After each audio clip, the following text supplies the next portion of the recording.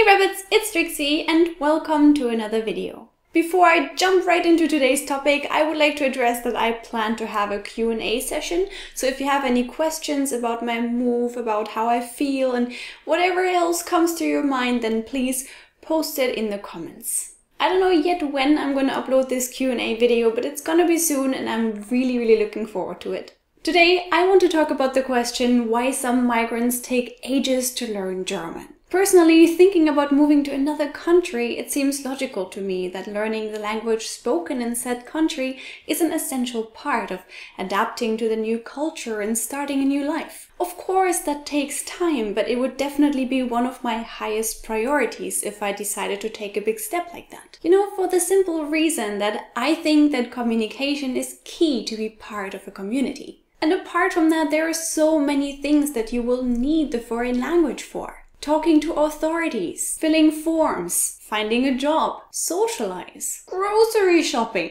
just to name a few. All in all, speaking the language will open so many doors for you, making things a lot easier. It will grant you benefits and acceptance and save you time and make things a lot less difficult. And apart from the practical reasons, there's this interpersonal level. Learning a foreign language, the language of the country that you're moving to, is a huge sign of respect and open-mindedness. It shows that you didn't only come for financial, political, economical reasons while secretly hating everything about the new place. You want to be part of it, which surely doesn't mean that you have to neglect your original identity. You don't have to agree to everything that Germans do or try to become exactly like them just because you want to live in Germany. But learning German would definitely be a good way to prove that you're open towards the new culture, that you are curious and willing to live together peacefully, that you want to understand the Germans and live alongside them in a harmonic way. All of that makes sense, right? However, in Germany there are many migrants that speak little to no German, including my very own fiancé who has been living in Germany for 4 years now. Yes, you heard right. The boyfriend of a passionate online German teacher doesn't speak German yet. And it is partly my fault. So how come? How is this even possible? Be it Eric or any other person from another country coming to Germany. What is their problem? Don't they see the importance of communication? Do they just not care? Not care about Germany? Not care about the Germans? Do they secretly hate our culture? Whoa, let's slow down a little bit right here. I understand that some poisonous thoughts like that may be popping up in your head from time to time. A foreigner coming to Germany that doesn't put any effort into learning the language or into socializing with the people living here. I admit that this doesn't sound that positive. But in today's video, I want to cast some light on the reasons why so many foreigners struggle or even give up when it comes to learning German. Now, if you are expecting a political discussion or refugee bashing or whatnot, you can basically leave right away. Still here? Then let me tell you what I think. First of all, I believe it's a very common and easy thing to say. If you go to another country, you should learn the language that the people speak there. And there is nothing wrong about it. I basically agree. Mostly. But what many of us forget is how difficult it is to learn a language, especially as an adult. The older you are, the more complicated it may be to, start from scratch. Another problem that adds to the difficulty is often a lack of time. Usually, when somebody decides to move to another country, he or she doesn't have years in advance to slowly learn the language. It's more like, hey, maybe you got a job offer and you have to move in 2 months. Your significant other lives in another country and you decided to marry and move together. Various political, economical reasons, tricky family matters, or you have to flee from a life struck by violence and war. Whatever your motivation is, in the fewest cases you have lots of time to prepare and plan. It's more like a wild opportunity appears. You take the decision, weeks or maybe months fly by and you basically spawn in a completely unknown environment. Then if you're lucky, you're not alone, but many people are and they have to figure out things all by themselves. And then when you're there in this new and huge and weird place, believe it or not, memorizing vocabulary with a nice cup of tea on your lap, studying grammar and reading practice may not be your priority number one.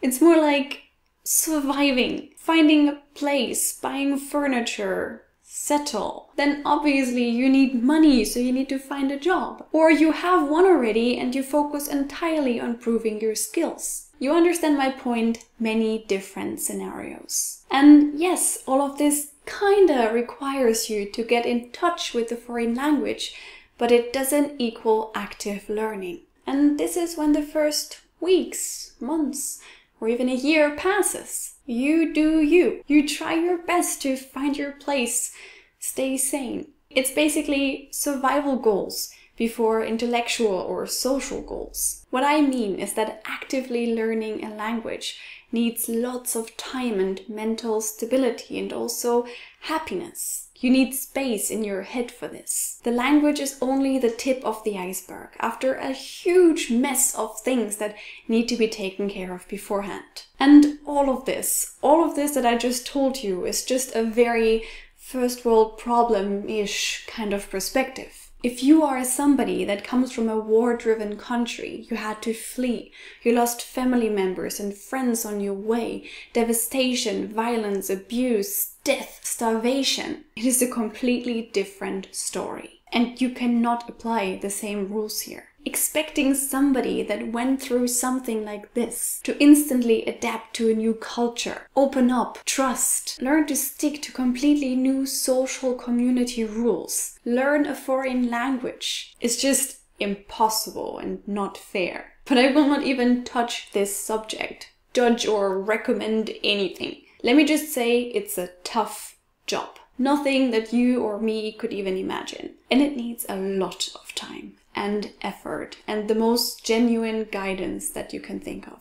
So don't be mad if I'll focus on people like Eric and me while talking about this issue. You know, that's the explanations that I can come up with and that most of you will be able to relate to. So here are some things that may be an obstacle to you when you are a foreigner coming to Germany trying to learn our language. Something that applied to Eric was that he had a job in Germany. But that job didn't require him to actually speak German. Many international companies hire people from all over the world, and then the company language is English. I mean, if it were German, you would naturally improve by speaking to your colleagues and working on your tasks. But if you're surrounded by English-speaking people in Germany, learning German becomes more difficult. Another aspect is that maybe you find yourself in the lucky position that your employer offers you to pay for a language course. The company is interested in their employees improving their German skills, so they pay for it. But what if not? What if it's irrelevant for your employer whether or not you speak German? Then if you want to improve your skills, you'll have to pay for one by yourself, and that can be pretty expensive.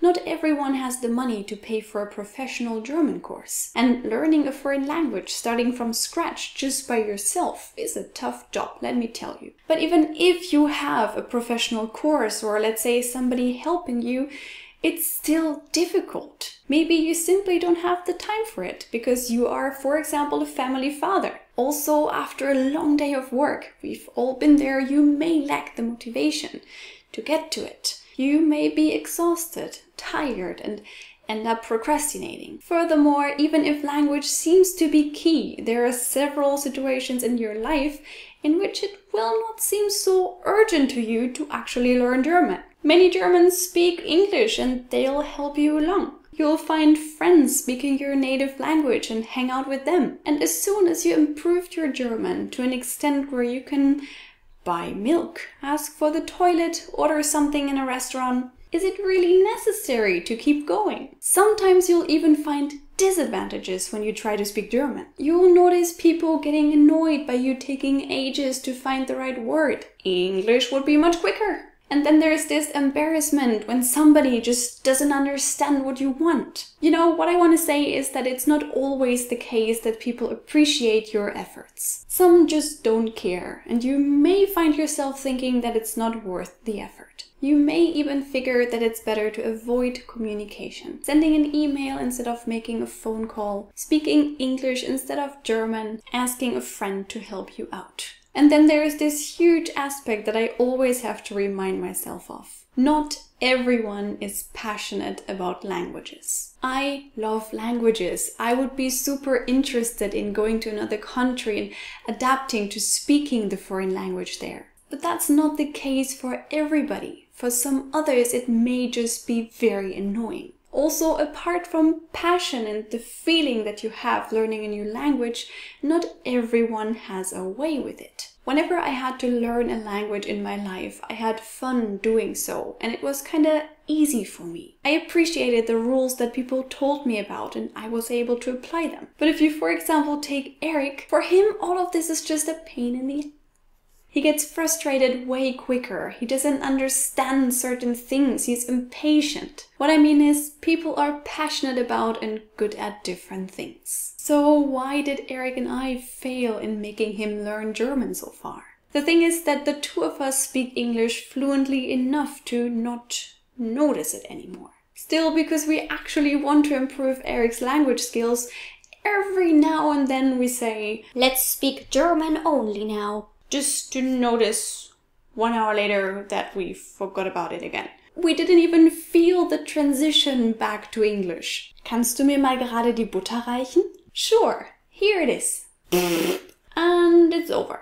And do you know how annoying it is to have an argument in a foreign language? Would it be fair if Eric and I were fighting only using German? I would have a huge language advantage and defending his position would be very difficult. Not that he stands a chance anyway, but you know what I mean. I could comfortably use my native language and watch him struggle, giving me more and more power.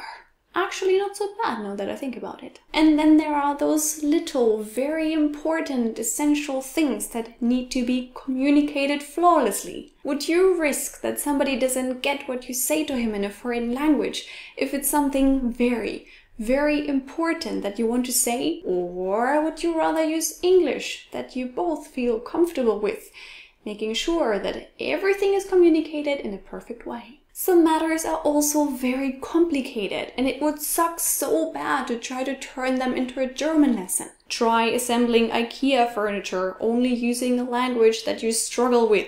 That's neither practical, nor entertaining, nor helpful in any way for the learning process. Okay, hier steht, wir brauchen jetzt die linksdrehende Anhängeschraube mit Schweberingelgewinde für die Breitbrettspanplatte B4. Of course, yes, I admit there are still many situations left in which we could learn German together. But let me tell you, it's exhausting. Not only for Eric, also for me. Should I correct him right away whenever he makes a mistake? Did he really understand what I just said? Should I just tell him the word that he's lacking or wait a bit more? How on earth do I explain the rule for this? How does he keep forgetting that this noun is masculine? Ah, that's a good question. I don't even know myself why we do it this way or how you could possibly remember that. And you know, sometimes I don't feel like it, sometimes he doesn't feel like it, and learning should be fun. Another thing, and maybe the most important one, is that this, let's call it homeschooling, puts me in a teacher position and him in a student position, when all we want to be is Eric and Trixie cuddling on the couch. Woof, that was a lot of words, a lot of reasons, a lot of video content for you guys out there. I am pretty sure that most of you are not here anymore. If you are, if you managed to watch this video until this point, maybe you can write tasty cactus banana bread in the comments. I'm proud of each and every single one of you. So, quick conclusion from my side. Learning the language spoken in a country that you decide to move to is a good thing to do. But it also takes a lot of time and discipline and patience. And as you can judge by the length of this video, there are tons of reasons that slow down or inhibit the process. So yes, it is a sign of respect if migrants speak the language of the country they decided to live in. It's awesome. Good job, guys. But it's not necessarily a sign of disrespect and ignorance if they don't. Don't judge anybody just by that without knowing his or her story, because most likely it is way more complicated than you think. Alright, rabbits, I hope that you had fun with this video, that you found this topic interesting. Feel free to add everything that comes to your mind. What is your opinion on learning a foreign language when you decide to move to another country? Should it be obligatory? Would you make it a high priority? Or do you think that it simply comes with the time and it's also okay if some people don't manage to learn the language? Just let me know what you think. I'm very curious. Leave a thumbs up if you enjoyed this video, and if you want, you can follow Don't Trust the Rabbit on Twitter, Instagram and Facebook. Here, by the way, is a video that you should definitely check out as well. Subscribe to Don't Trust the Rabbit for more videos like this, and if you want to support my channel even a bit more, you can also find me on Patreon. I would appreciate your help so much. Now I wish you all a wonderful day and hope to see you in my next video. Bye!